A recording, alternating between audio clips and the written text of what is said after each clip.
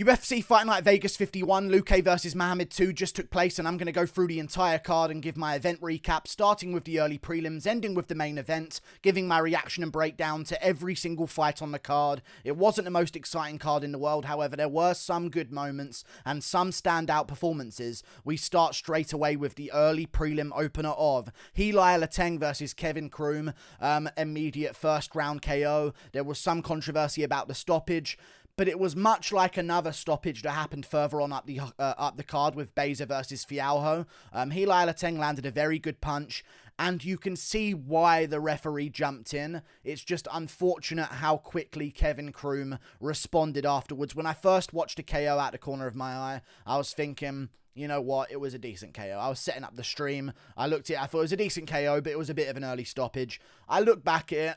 It was a good stoppage. It wasn't a bad stoppage. An early stoppage isn't sometimes a bad stoppage. A late stoppage isn't a bad stoppage. Sometimes you can see why the referee jumps in, but the fighter's actions afterwards just make the referee look really bad. You know what I'm saying? Like, he flatlined him. He went face first into the canvas.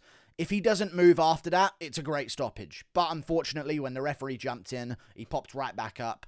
That's just unfortunate. Either way, Heili Alateng gets a first round KO. I told you guys to pick Kevin Kroom as an underdog. I'm sorry. Moving on up the card, I picked Istela Nunes to win. She lost. It gets better on predictions moving forward from this point. But either way, yeah, Istela Nunes lost. She won the first round very convincingly, was completely outstriking Sam Hughes, doing her thing, but as the fight went on, Sam Hughes, of course, there was a point deduction as well at one point, but even still, I think Sam Hughes can win without the point deduction. She landed more total strikes, she had the ground control moments, and was doing the total strikes when they were in the grappling moments, and she minorly outstruck Istela Nunes in terms of total strikes in round 2. Even if she was down in significant strikes, she landed good shots, the better shots. Total strikes made up the difference for significant strikes that were had in the second round, and in the third round it was very dominant. She landed more significant strikes, fought for her career, and put it on in the third round where it mattered most. And now Istela Nunes is 6-3 from what used to be a really good prospect coming into women's MMA. Sam Hughes gets the job done, 6-4. Got to keep her around. Good job, Sam Hughes. She would have won without the point deduction, in my opinion, so that's not really a controversy to me. Moving on, up the card, Jordan Leaviit versus Trey Ogden. Decent scrap. Trey Ogden had the submission attempts. Jordan Leaviit landed more significant strikes. This was actually a very close matchup. I don't mind the idea of Trey Ogden even getting this decision. They ended up giving it to Jordan Leaviit. I'm just going to check the stats back right now, but I don't mind Trey Ogden maybe edging this one. Again, I wasn't watching it completely closely. It wasn't a crazy good fight. There were some decent moments in there, but I don't mind the idea of Trey Ogden getting that decision. Do I think it was a robbery? Likely not, but, you know, Jordan Leaviit gets the job done. He clearly won the second round. I thought he lost the third round. First round, he minorly edged it out in terms of total strikes and significant strikes, even though Ogden might have had, like, a good moment here and there. It's one of those ones, you know. I will say Ogden landed more shots to the head, which I think should be a factor. Leavitt's strikes were majority of the time to the knee, or to the leg, sorry, the thigh of Trey Ogden and stuff like that. But either way, Leaviit gets the nod. I don't think it's a robbery. It's just one of them ones, you know what I mean? This or that. Moments or volume. Moments or numbers. One of them. Either way, Jordan Leaviit gets the job done and does the sussest celebration of all time. He claims he has a wife. I bet she looks like Josiane Nunes. He probably found the most masculine woman he can to hide behind his inner feelings. It's okay. Just be you, you know? You don't need to hide behind a wife. You know what I'm saying? It's like some Game of Thrones shit early on where they have to, like, put up an image. Like, you're a fighter, dude. You can... Let me move on before I get cancelled. Moving on, because this video stays up. It's not like my streams that get taken down. Chris Barnett versus Martin Buday. Oh, more controversy. Chris Barnett is fat and out of shape, and he had some really good moments. He had some really good punches early on, but Buday had equally good punches on the feet and just won it against the cage in clinch control. I have no idea what the controversy is, though. There's a lot of controversy about this fight. No idea. It wasn't an illegal shot. I've watched it so many times. I take my time after this to go and rewatch some of the earlier fights that I wasn't paying too much attention to. Rewatch some of the controversial moments so I can give a correct take and stuff like that. It was behind the ear, and it wasn't a 12-6 elbow. Sure, he came downwards with it, but it was not a 12-6 elbow. It was to Chris Barnett. It wasn't down on him. It was like a forward movement with the elbow. Sure, it came at an angle. He's fighting a dwarf fat man at the heavyweight, and he's 6'4". He's a giant. Of course, it's going to come down at an angle. It was not a 12-6 elbow. And it wasn't behind the head. Simple as that, man. And people are just... Chris Barnett could have been a star. Fair play. But Buday was winning the whole fight, and they ended up giving him a technical decision win because of it. Barnett milked it once he knew that it could have been a stoppage, because I think he had a rib broken in his corner because of the knees from Buday landing on him. Buday was really messing him up in the clinch quite badly, and he was noticeably gassing out in the fight. He milked it once he knew he could maybe get a win out of it. A lot of the fighters do that nowadays. They're all pretty much cowards. There's no more, like, valiant honor in the sport. Like, I know they're fighters for a living, so they still deserve respect, but they ain't savages anymore. Not even the Dagestanis, and we'll get to that in a second because he milked the fuck out of it as well. We're in the Aljo era. Be a coward. Win fights. And, yeah. I wish this treatment would have been given to Jan. Go to a decision on the scorecards. Jan should have won based on that. But no. I guess they've changed that rule to stop people winning from basically bitching out of something that they could survive. If you flatline KO'd him with it, I would understand. But regardless of any of that, I'm jazz hand in here. Because I'm flustered. I need to mention this. Regardless of anything I just mentioned, it wasn't illegal. They showed the replay and commentary's still like, yep, that's illegal. No, it wasn't. I get it. Chris Barnett is your powerhouse of a promotion. Like, you're trying to promote him so much. He can be a star. I get it. He actually can be a star if he were to win a lot of fights in the UFC. If he went out there and got a wheel kick again or a spinning back kick finish, he'd be a star in the heavyweight division. It's what they want right now. They don't have many stars at heavyweight. So, like, I get it, but be real. It wasn't behind the head. It was behind the ear. It wasn't the back of the head on the Mohican line. Hopefully John McCarthy, who was there when the rules were written, I wrote the rules of MMA. I hope John McCarthy on weighing in puts this straight and says, you know what, it wasn't illegal. I know the rules. If he doesn't, he's a fraud as well. Straight up, Buday did not throw an illegal shot. It landed behind the ear. And it was to Barnett. It wasn't down on him either. To the back of the head means intention of destination, back of the head. This is the same thing with Cyril Gane versus JDS. You can't, if someone's turning their head away from you and you're blasting them from an angle, it's not to the back of the head. It may hit, in terms of like a cube-based head shape, it might hit the back region of the head, but it's not to the back of the head on the Mohican line. On the Mohawk line. They're not fucking Native Americans. On the Mohawk line. Sorry, the Mohican line. Jeez, what the fuck am I doing on this event recap? Either way, moving on. Martin Buday, not an illegal shot. Get over it. He was doing really good, and he looks good as a heavyweight contender. Of course, he's a fat mess because he's a top-tier athlete in the UFC, so of course he's morbidly obese and a fat sack of shit out of shape. But he won, and he looks good, and he'll probably beat a lot more opponents as well with that similar style because most heavyweights don't know how to grapple like that, so...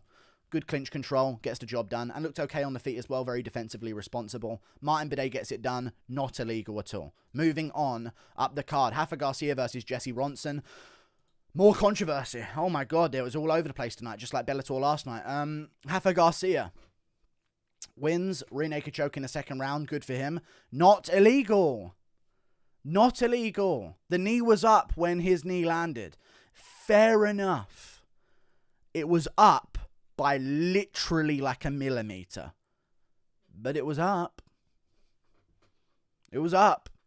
Close first round. Rafa Garcia got the takedowns, landed a couple more better shots. He wins the first round 10-9. He's winning the second round again with his takedowns and control and stuff like that.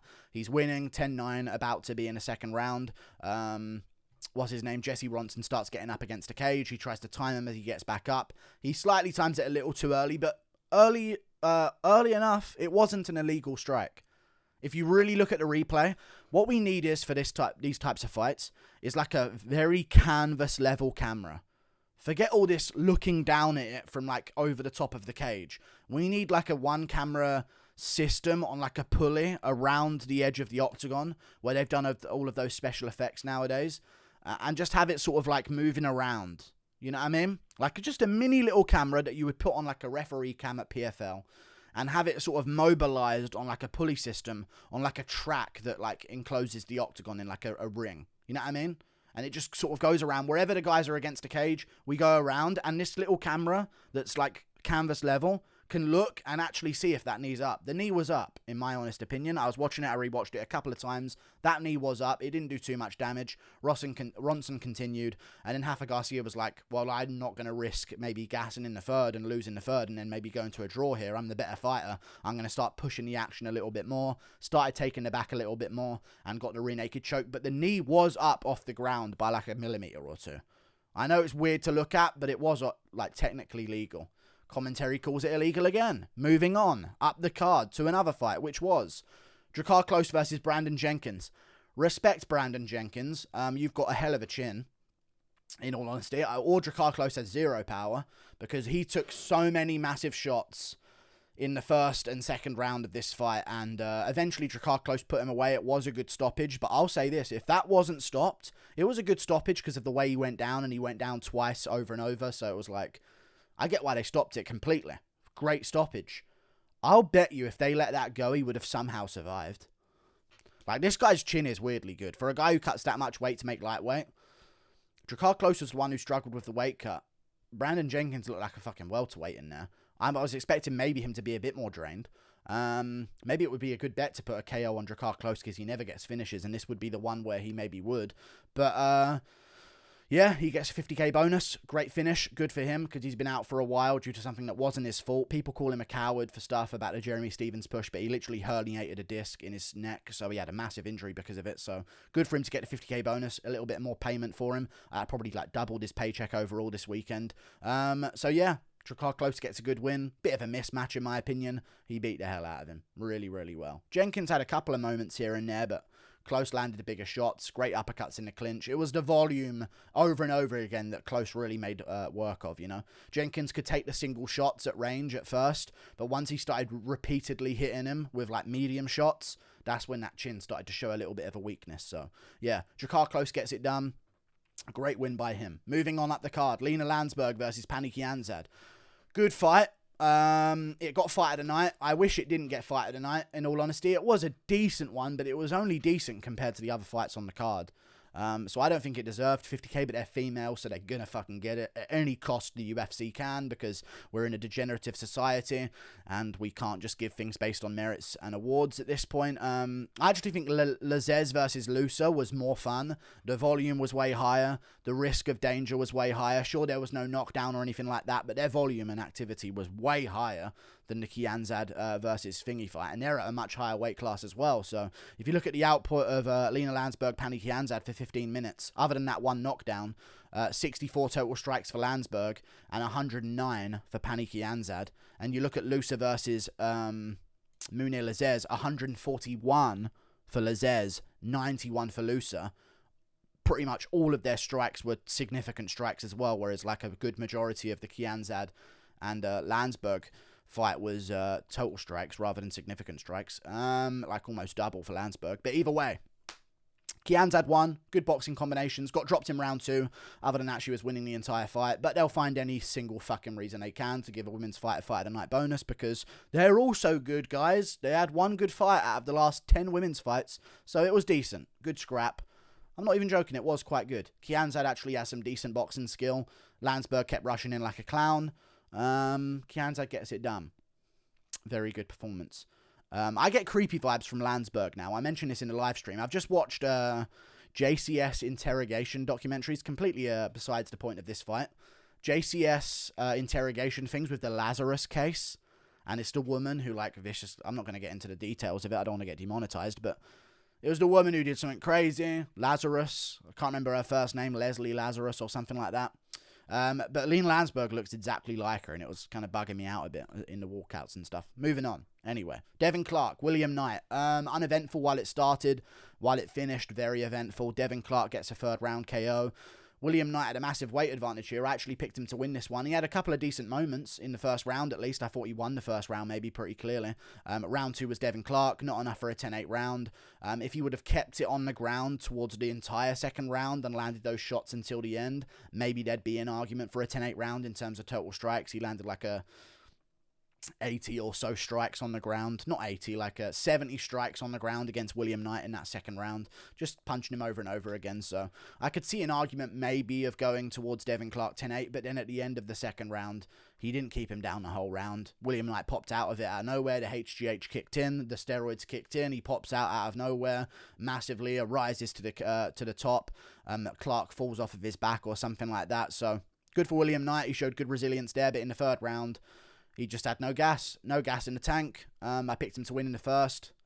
I knew maybe as the fight went on, Clark would have a chance, but I didn't expect Clark to take the big shots that he did. So good for Devin Clark. He earned William Knight's respect with front kicks up the middle early to the face. So he knew that there was a big risk if he wanted to charge forward or anything like that. But yeah, Clark gets the job done. Good elbow, good right hand. Rocks William Knight badly. Down goes William Knight. Big KO win for Devin Clark. He should have got a bonus. You know, putting away William Knight ain't easy. No fight of the night bonus. Let's give just a bonus to Devin Clark and then a bonus maybe to... Well, I don't know who the other bonus would go to. That's the problem, I guess. Maybe that's why they did it. Maybe I'm wrong. I would have given a bonus to Borralho if he won without the controversy. But there you go. Moving on to the main card. Mounir Lazzez versus Ange Loosa. Just spoke about it a little bit, but let's go a bit more in depth. Mounir Lazzez looked amazing. I don't know what kind of fucking BLM stats they were pulling up to say that Ange Loosa was up in the third round. Significant strikes. Up. 50 to 45 they had him as with like a minute to go. Up in the third round. I don't want... Like, let's keep the fucking affirmative action out of the UFC for a second here. Like, Mounir Lazzez was picking this man apart for 3 straight rounds. 30-27 across the board. He really schooled Ange Loosa. In fact, he made me think a little bit less of Jack Della Maddalena. It was competitive, I understand, but it was a great fight. Loosa stayed in there, landed some big shots in some of the rounds, mostly like tapping leg kicks. Like at one point, he would go outside leg kick, inside leg kick, outside leg kick, tap, tap, tap. Rally up the numbers, but all the good shots were by Lazzez. Straight jabs, straight right hands. The lead left hook to the body all night long was landing. I was actually thinking that Loosa was going to go down to it eventually. He even rocked Loosa on a couple of occasions as well. Mounir Lazzez looked like what we wanted him to look like against Wale Alves. I guess you've got to take this guy out in the first round or he's going to look good for free. Very good performance by him. Ange Loosa's not a bad fighter. He was prepped for a fight 2 weeks ago, so he was ready for this one. Good for him. Good for him. Great performance by Mounir Lazzez. Yeah, great win. Really good. Moving on. Up the card. Pat Sabatini versus TJ Laramie. The Hobbit attempted to take down Pat Sabatini. He couldn't do it. He actually gave up a bit of a fight in the first round. I thought Pat Sabatini got it towards the end of round 1 because I believe he hurt TJ Laramie quite badly with a body kick, but like a true jiu-jitsu nerd, he was like, violence? No, I better take the back. You know what I mean? Rather than just like fucking punting him in the face as he's hunched over in front of you. But either way, he tried to finish him, couldn't finish him, ended up stalling out on the ground a little bit and giving TJ Laramie the chance to survive. Second and third round, Pat Sabatini controlled it too much, got the back where he needed to, which is very difficult against a guy as short as TJ Laramie and as compact as him because you can easily fall off the top. You can't quite get the body lock in there right. Like, really short guys and stocky guys are hard to take the back of, and really tall and lanky guys are hard to take the back of as well. You want that medium body type if you really want to get the back well in MMA, as far as I've noticed anyway. Pat Sabatini gets it done though. Really good submission attempts, good takedowns in general, really well-timed takedowns, really well-completed takedowns. Laramie looked technically good, had some good moments on the feet here and there, but Sabatini looks complete, and he has good grappling. I don't think he's going to do any kind of problems for the top 15, but he'll beat the other guys. So if I was him, I'd keep looking for the other guys as long as he can. Like, as much time as he can buy for himself is better for him, in my opinion. So don't even call out the top 15 guys at featherweight. Like, featherweight's a tough division to break into the top 15 against. Maybe we can see him versus Alex Caceres or something. Moving on. Up the card. Mayra Bueno Silva versus Yanan Wu.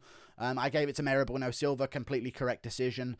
I thought she could have won all 3 rounds. I understand the argument of round 2 to Yanan Wu. So I thought 29-28. Best case scenario for Yanan Wu here to Mayra Bueno Silva. She won the 3rd round clearly. Landed the bigger shots all around long. Landed more of the shots as well. Yanan Wu's were all glancing blows. Mayra Bueno Silva would land like a big, good looking 1-2 down the pipe and a strong jab and a good body kick and a good leg kick and stuff like that. So In round 2, she gave up a little bit too much top control to Yanamwu, who landed a couple of decent shots from that position, but she had a Kimura attempt, had a triangle attempt, and also had some good shots on the feet there as well, eventually working her way back up to her feet, which in my opinion made the round a little more competitive, but I get why you can give that round to Yanamwu. Maybe I should have. I actually think I did give it to her live, but I said there was an argument that maybe one judge will give it to Mary Bueno Silva, but she won the first round. Very clearly, looked good, had power, rocked Yanamwu badly actually in the first round, put her down. Not a knockdown, but like a Chimaev Burnsy hit, rocked, they wobbled to the ground afterwards. It wasn't like a direct punch to grounded opponent, you know what I mean? Like she didn't send her down with a big punch. She hit her hard with a big punch and another big punch, and then subsequently Yanamwu ended up on the ground due to losing balance. But Mary Bueno Silva won. Very good performance, actually. She looked good at bantamweight and very technical, and it's hard to find that at bantamweight, so I think she'll actually have a pretty good chance at doing well. She looked good against Manon Fiorot as well, so that's why I picked her to win. But yeah, I went 5-3 on the prelims. I got this one correct. I didn't end up picking Lazzez versus Loosa. I just said Loosa's going to give it a hell of a fight. I didn't really put too much detail into that because it only got made a couple of days ago. I did the predictions way before. But yeah, I think this is me so far on the card. 7-3, something like that. Moving on to the triple threat of underdogs that I all called correctly. Miguel Beza versus Andre Fialho in the feature fight. I said Andre Fialho first round KO. He gets a first round KO, boys. Miguel Beza was looking really good though. Chin lets him down. Chin lets him... You just have to be built different for the game. You have to have that chin. Like if Covington didn't have a good chin, he probably wouldn't be top 15. Like there's a lot of fighters like... I'm going to get dislikes for this purely based off who I'm saying it about. If Holloway didn't have a good chin, mid-tier fighter. Like, sometimes you need that level of chin, and that can carry you through fights. You know what I mean? Not mid-tier, sorry. He'd be like a top contender, but not the top contender that he is before the dislike swarm comes. But Miguel Beza, yeah, he was looking good, having good moments in the first round. Fialho was also having some good moments in the first round. Both guys were landing some really good shots. I have no idea how they had Fialho ahead on strikes. I don't get that. I think Miguel Beza was ahead, but Fialho might have landed 3 or 4 at the end, but that still I don't think would have made him ahead. But Miguel Beza landed a better shots, landed more of them, I think, in the early parts of the round. But I picked Fialho to eventually catch him in the first round and put him away, and that's exactly what he did. Now the stoppage is the part people want to hear me talk about, really. Yeah, it was a good stoppage. It was an early stoppage. It was a good stoppage, though. And that's the same problem as earlier on the card with Alateng versus Kroom.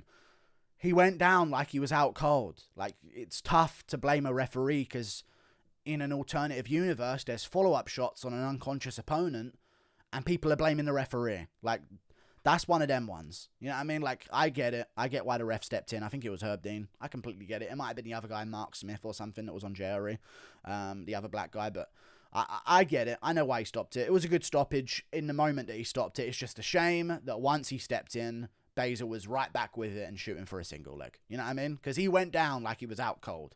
So I get it. And then the follow-up shot really put him actually out cold for a second. So I get it. I get it, referee. Good stoppage. Great stoppage in general by Andre Fialho in terms of a TKO. Yeah, he gets it done. Good job, Andre Fialho. Very good contender in the welterweight division. I called this upset. I think he's a bit underrated. And he gets it done. Moving on up the card. Borralho versus Gaziomar Gadziev. I am so annoyed.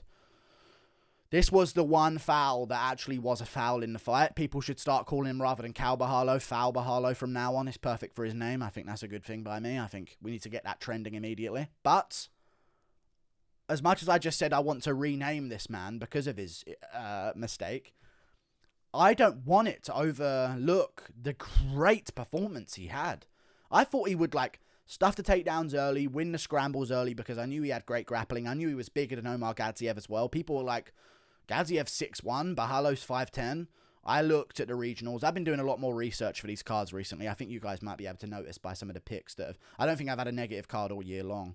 I looked at the regional fights. I thought, yeah, Borralho's bigger by far. There's no way Omar Gadziev is 3 inches taller. I just looked at the Contender Series bouts, looked at the regional fights. Where do they stack up against what their opponents are listed at in terms of height? Borralho's the 6'1" guy. Gadziev's the 5'10" guy. Let's be real. And he has a massive reach advantage. The one mistake I saw from Borralho, was his chin is up in the air on the feet quite a bit. But it's middleweight. I'm not expecting crazy technique on the feet, in all honesty. I knew he'd out-grapple Gadsy early on. I called him to out-grapple him, but I thought he would get like a finish in the first round. I didn't expect him to just beat him everywhere for 3 rounds. Beat him on the feet, beat him on the ground, win the grappling, time flying knees, time counter hooks. He really schooled Omar Gadziev, in all honesty. Really, really schooled him over the 3 rounds. And I hate that all anyone's going to talk about is that foul that should have maybe been a no contest rather than a win for him. I hate that. I really hate that. Because he had an amazing performance. And in the 3rd round, before it was over, like with only a minute left, he didn't need to use that knee. I was saying to myself, this guy's a legit threat at middleweight. Like, he's big. He's got great grappling. He's got a decent chin. He took a couple of big shots and took them well. His jiu-jitsu game's great. His wrestling game's good. He's got good hands. He's got power. He's got size, range. Like, I think he's going to be a good threat at middleweight, at least until the rankings.